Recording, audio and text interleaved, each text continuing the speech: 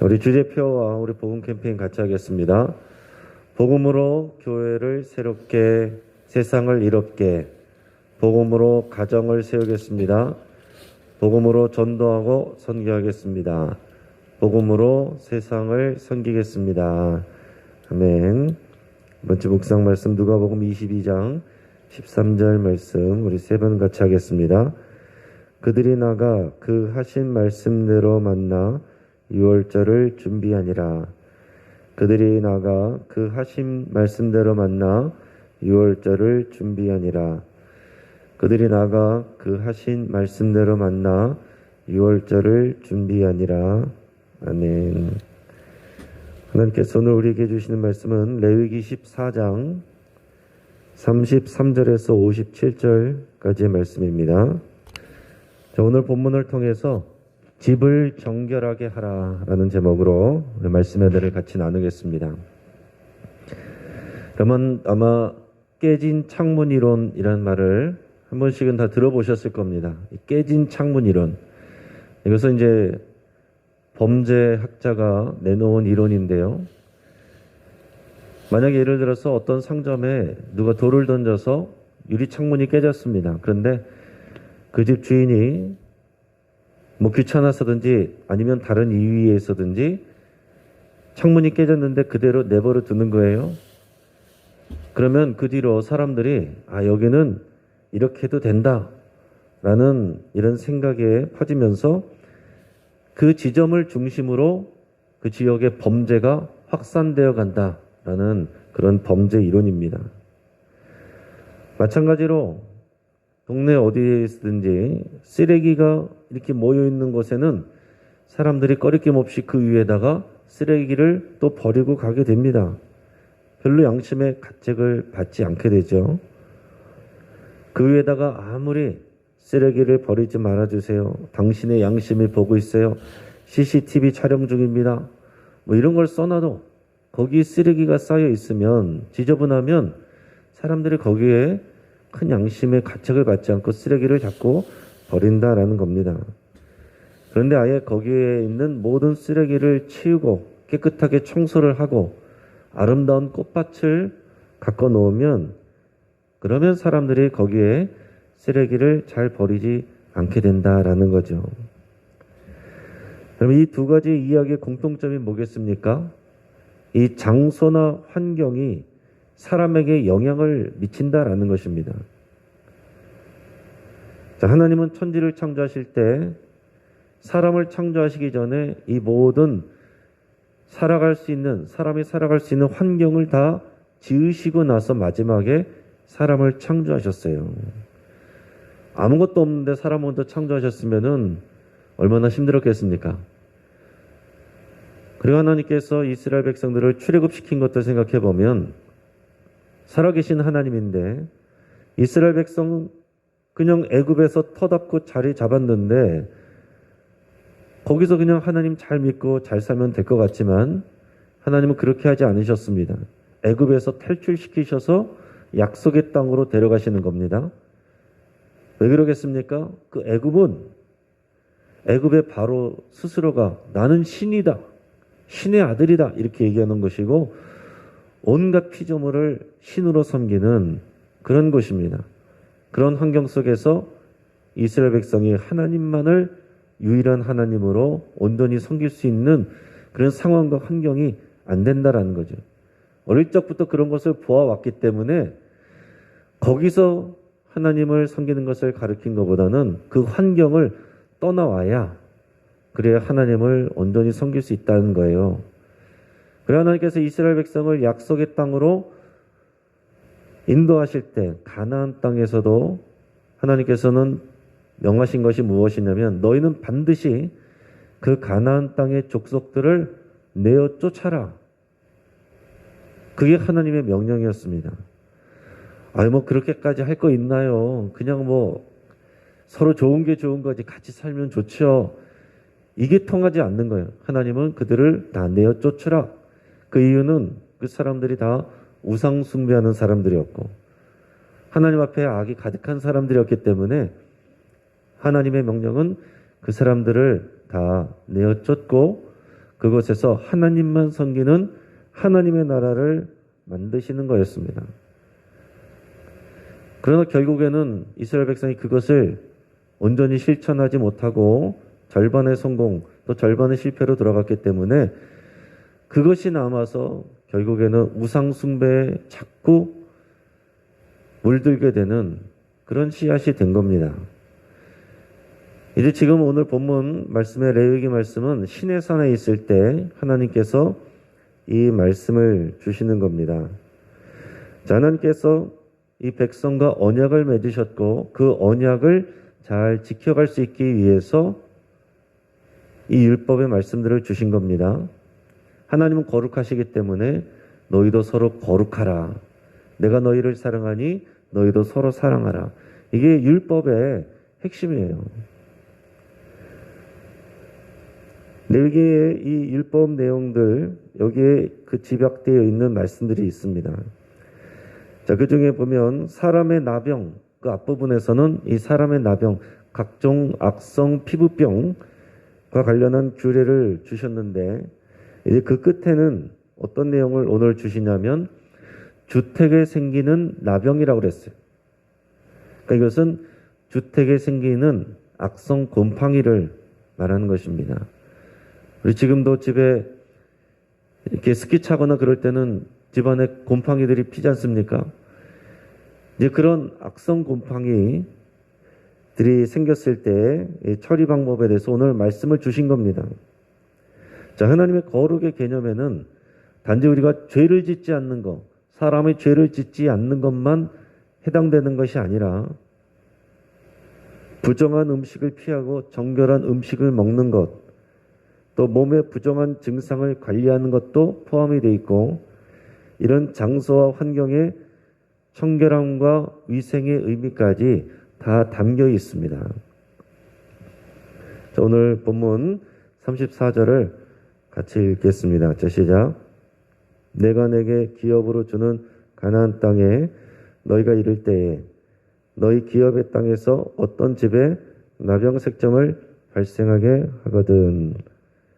자, 이게 무슨 얘기입니까? 지금 이 말씀을 받을 때는 출애굽한 지 한 3개월 되었을 때 시내산에 도착했고 거기서 하나님과 언약을 맺으면서 계속 율법 말씀을 받고 있던 그때예요. 근데 이 내용은 지금 이 율법에서 주시는 내용들은 너희가 가나안 땅에 들어가서 살 때, 그러니까 지금이 아니라 미래적인 얘기죠.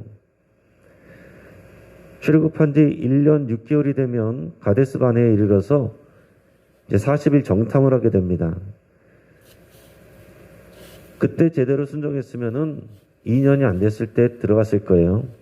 그러나 그때 백성들이 원망하고 불순종했기 때문에 하나님께서 그들이 40일 동안 정탐한 것 하루에 1년씩 해서 40년을 거기서 방황하도록 그렇게 하셨습니다.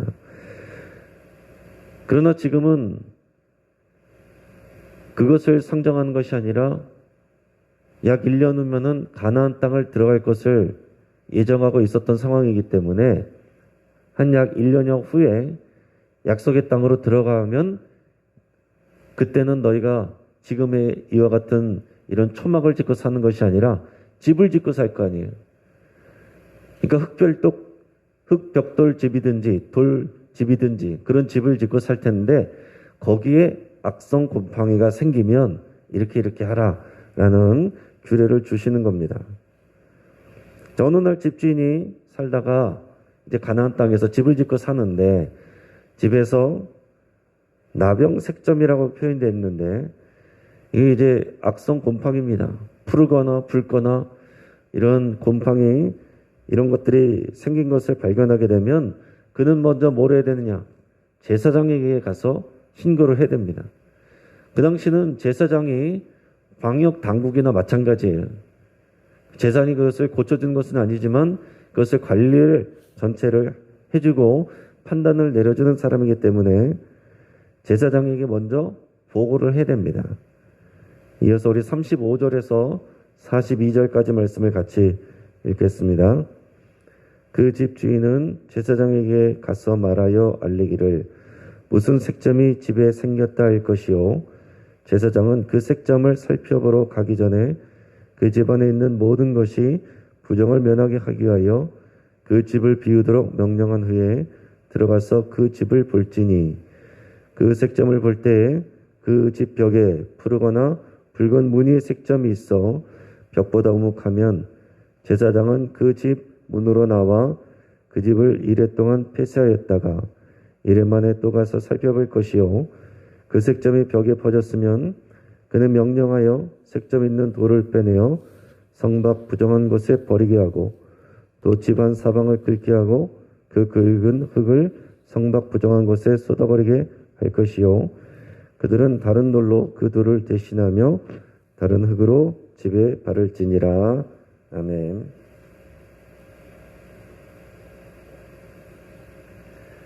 자, 제사장에게 신고를 하면 신고를 받은 제사장이 먼저 뭐라고 명령하냐면 그 집주인에게 집을 모두 비워라 이렇게 명령을 합니다. 그러고 나서 제사장이 들어가서 이제 살펴보는 거예요.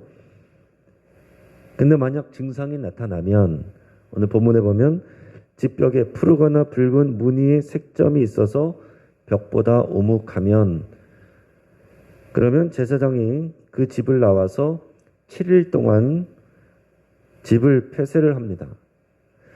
그리고 7일이 지나고 제사장이 그 집에 다시 가서 살폈을 때에 곰팡이가 퍼져 있으면 제사장은 주인에게 명령해서 곰팡이가 핀 돌을 빼내서 성 밖 부정한 곳에 버리게 합니다.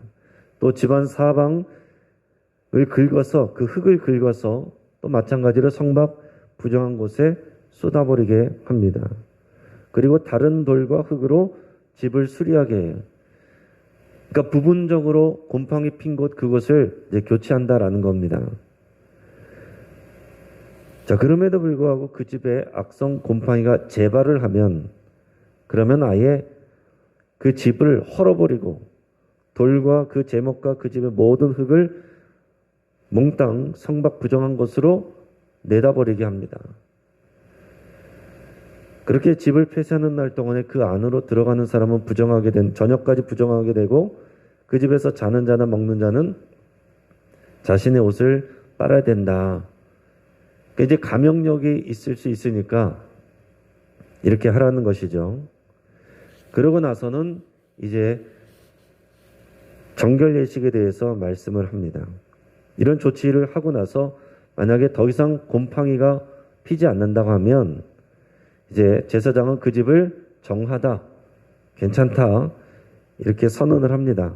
그리고 나서 그 집을 위해서 정결 예식을 진행을 하게 됩니다. 48절에서 53절까지 우리 같이 읽어보겠습니다. 그 집을 고쳐 바른 후에 제사장이 들어가 살펴보아서 색점이 집에 퍼지지 아니하였으면 이는 색점이 나은 것이니 제사장은 그 집을 정하다 하고 그는 그 집을 정결하게 하기 위하여 새 2마리와 백향목과 홍색실과 오슬초를 가져다가 그 새 하나를 흐르는 물 위 질그릇 안에서 잡고 백향목과 오슬초와 홍색실과 살아있는 새를 가져다가 잡은 새의 피와 흐르는 물을 찍어 그 집에 7번 뿌릴 것이요 그는 새의 피와 흐르는 물과 살아있는 새와 백향목과 오슬초와 홍색실로 집을 정결하게 하고 그 살아있는 새는 성박들에 놓아주고 그 집을 위하여 속죄할 것이라. 그러면 정결하리라. 아멘. 자, 여기 나와 있는 정결 의례의 규정은 앞에 나와 있는 나병의 그 정결 의례 규정하고 같습니다.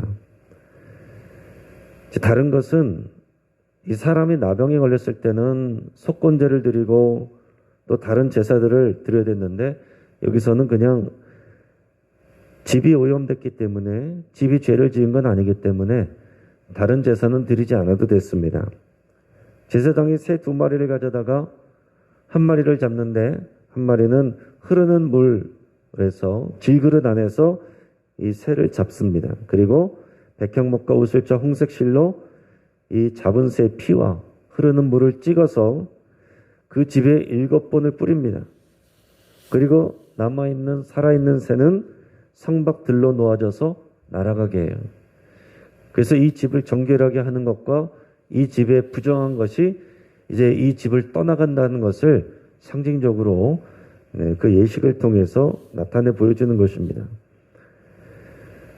그리고 마지막에는 이 나병을 비롯한 악성 피부병에 대한 정결 구례를 마무리하는 그런 멘트들이 54절에서 57절까지 나옵니다. 같이 읽어보겠습니다. 이는 각종 나병 환부에 대한 규례니 곧 옴과 의복과 가옥의 나병과 돋는 것과 뾰루지와 색점이 어느 때는 부정하고 어느 때는 정함을 가르치는 것이니 나병의 규례가 이러하니라. 아멘. 자, 그러니까 13장에서부터 이어져 왔던 이 나병에 관한 규례, 사람에게 생기는 여러 가지 나병인데 여기서 나병이란 말은 원어는 짜라트라고 되어 있어요. 짜라트. 자, 이 짜라트는 옷에 묻을 수도 있고 건물에 묻을 수도 있고 사람에게 옮길 수도 있는 전염병을 말하는 것입니다. 요즘에 이 코로나로 인해서 이런 부분에 굉장히 예민하고 또 사람 손에도 묻을 수 있고 물건에도 묻을 수 있고 이런 얘기들을 하잖아요. 이 같은 개념입니다. 이게 참 재미있는 것이 7일 동안 이것을 둘러보고 하는 것처럼 요즘에도 코로나가 확진되면은 7일 동안 그 규례를 두잖아요. 그런 걸 보면 뭔가 좀 비슷하다 이런 생각이 들고 이해가 더 이제 빠르게도 됩니다. 그래서 여기서 지금 말하고 있는 것처럼 우리가 생각하는 어떤 문둥병 이것만 말하는 것이 아니라 여기는 다양한 질병들 다 해당된다라고 그랬습니다. 각종 나병 환부에 대한 규례, 옴, 의복의 또 가옥의 나병, 이런 악성 곰팡이들, 돋는 것, 뾰루지, 색점, 여러 가지 각종 피부병, 또 여러 가지 악성 곰팡이 이런 것들을 통합해서 지금 무엇이 정하고 무엇이 부정한가라는 것을 규례로 준 것이다라고 이제 정리를 했습니다. 자, 이 짜라트가 아니라는 판정이 내려지면 그냥 정결 의례를 통해서 씻어내면 됩니다. 근데 만약에 짜라트다라고 판정이 되면 그 사람은 가족과 사회로부터 추방되고 분리되어야 됩니다. 그것이 완전히 낫다고 판정을 받기 전까지는 격리돼서 혼자서 살아야 됩니다. 그만큼 짜라트의 감염력이 높다라는 것을 의미하는 것이고 이것은 뒤집어서 얘기하면 하나님께서 그만큼 이 백성 공동체를 얼마나 건강하고 거룩하고 정결하게 보호하기를 원하시는가. 이것을 우리에게 보여주고 계신 겁니다. 그러니까 오늘도 우리는 이런 레위기의 말씀들을 규정을 지키지 않지만 하나님께서 하나님의 백성 공동체 이 교회를 얼마나 건강하게 정결하게 하나되게 이것을 지켜가기를 원하시는가 그 하나님의 마음을 우리가 배워야 됩니다. 이제 말씀을 정리하겠습니다. 부정과 오염은 사람뿐만이 아니라 주택에까지 이런 환경에까지 영향을 미칩니다. 반대로 주택에 생긴 질병이 사람에게로 옮을 수도 있어요. 그래서 하나님은 사람과 의복과 집에 대한 정결 규례를 정해주셔서 이스라엘 백성이 건강하고 정결하고 또 온전하게 지내기를 원하시는 겁니다. 자, 집주인의 역할은 자신의 집에 악성 곰팡이가 피어 있는지를 잘 살펴야 되는 거예요. 그것이 발견되면 제사장에게 보고를 해야 됩니다. 그러면 제사장의 역할은 진단을 내리고 정결 예식을 집례를 합니다. 여러분 우리는 각자 우리의 집에 집주인이고 책임을 맡은 자고 또 동시에 우리는 왕 같은 제사장이에요. 우리 집에 이런 환경적인 곰팡이가 피었는지 또 더러운 것이 없는지 창문이 깨져 있는지 쓰레기가 버려져 있는지 이런 것들을 돌아봐야 되는 것 동시에 우리 가정에 영적인 또 윤리적인 그런 더러운 쓰레기들이 남겨져 있지 않는지 그것도 우리가 돌이켜보고 살펴봐야 되는 것입니다. 그럼 가정에 쓰레기가 있으면 파리가 꼬이고 쥐가 끓게 돼 있어요. 아무리 쥐를 쫓아내고 파리를 쫓아내는 것보다 쓰레기를 치우는 것이 더 중요한 것입니다. 우리 영적으로도 그런 귀신을 쫓아내는 것보다 우리 속을 정결하게 하고 말씀으로 거룩하게 하는 것이 더 중요한 거예요. 그래서 영적인 사역 가운데서도 귀신 쫓아내는 사역이 중요한 게 아니에요. 그런 무당 푸닥거리 하듯이 귀신을 쫓아내는 게 중요한 게 아니라 말씀으로 우리의 속을 정결하게 하는 것이 그게 중요한 것입니다. 그러니까 교회 공동체 안에서도 누가 저 사람 귀신 들린 거 아니야? 이런 말로 수근거리는 것이 아니라 말씀으로 정결하게 되고 건강한 공동체를 만들어가는 그런 노력이 더 중요하다는 것입니다. 구역의 제사장은 진단하고 처리만 했지만 완전하신 우리의 대제사장 예수 그리스도는 어떻습니까? 완전히 치유하시는 분이세요. 구역의 대제사장은 나병 환자를 격리시키지만 우리의 대제사장 되신 예수 그리스도는 어땠습니까? 나병 환자를 찾아오셨어요. 그들을 고쳐주셨습니다. 영원히 죽을 수밖에 없는 죄인들을 위해서 자신의 몸을 희생 제물로 그 피를 내어주시고 그 살을 내어주셨어요. 여러분, 우리가 이 레위기 말씀을 읽을 때마다 우리랑 상관없는 이런 제사 규례가 아니라 예수 그리스도를 생각하셔야 되고 하나님의 마음을 생각하셔야 되는 것입니다. 그래서 이 사순절 기간에 레위기 말씀이 우리를 향한 하나님의 완전하고 참된 그 사랑이라는 것을 여러분 깊이 깨닫고 누리실 수 있기를 바랍니다. 이 사순절 기간에 우리 예수 그리스도를 통한 우리를 향한 하나님의 놀라운 사랑, 그 놀라운 사랑을 여러분이 확인하시고 묵상하시고 또 그 사랑 안에 거하시기를 주의 이름으로 축복합니다. 같이 한번 기도하겠습니다. 오늘 말씀을 붙잡고 함께 기도할 때 정결하고 거룩한 삶을 추구하기로 결단하며 기도할 수 있길 바랍니다. 또 우리 가정 안에 부정하고 더러운 습관, 또 죄의 습관들, 죄의 모든 모양들, 죄로 갈 수 있는 모든 그런 통로들 찾아내고 해결하기로 여러분 결단하고 기도할 수 있길 바랍니다. 또 예수 그리스도의 보혈로 나의 마음과 생각을 덮어주시기를 위해서 함께 기도하겠습니다. 밖에 있는 것보다 더 더러운 것은 우리 입에서 나오는 것이 더 더럽고 우리 마음에서 나오는 것이 더럽고 우리 마음에 쌓여있는 죄가 더 더러운 것입니다. 그리스도의 거룩한 벌로 이 죄의 발생 장소인 우리의 마음과 생각을 덮어주시기를 이 사순절 기간에 여러분 간절히 기도하시길 바랍니다. 우리 가정을 위해서 기도할 때 이 코로나가 확장되는 것 이상으로 가정 예배 은혜가 확장되기를, 코로나 때 가정 예배가 오히려 확산되는 계기가 되기를 위해서 여러분 간절히 기도할 수 있길 바랍니다. 금요교회를 위해서 하나님의 은혜를 부어주시기를 위해서 함께 기도하겠습니다. 우리 장례를 위해서 우리 함께 기도하겠습니다. 2교구 1교구요. 우리 김장호 집사님 부인 되시는 우리 오옥희 권사님 어제 하나님의 갑작스러운 부르심을 받게 됐습니다. 빈소는 인천 세종병원 장례식장이고 오늘 위로 예배 오전 11시에 출발하게 됩니다.